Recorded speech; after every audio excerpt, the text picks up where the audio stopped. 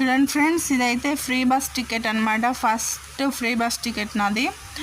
అబ్బా, ఇంకా నేను జన్మలో ఎక్కకూడదు అనిపించేలాగా ఉన్నింది ఈ ప్రయాణం అయితే నాకు.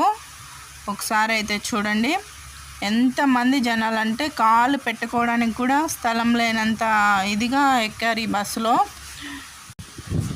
చూడండి, ఈ జనాలకైతే మానవత్వం అనేది ఎవ్వరికీ లేదు.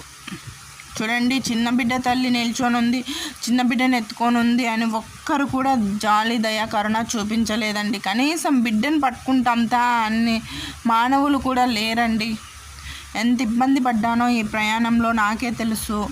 ఇంకా నేను ఇలాంటి బస్సులు అయితే నేను ఎక్కదలుచుకోలేదండి. ఎప్పుడు ఇంత రద్దీ ఉన్న బస్సుల్లో ఫ్రీగా వచ్చేస్తుంది కదా అని అయితే నేనైతే ఎక్కలేదు. మా ఊరైతే పల్లెటూరు, ఎక్స్ప్రెస్ స్టాపింగ్ లేదు కాబట్టి బస్సు పాపకు హనీ పిల్లకు టైం అయిపోతుంది స్కూలుకు అని మాత్రమే ఈ బస్సు ఎక్కాను. నేను ఎప్పుడు ఇంత రద్దీ బస్సు ఎక్కనండి అసలు.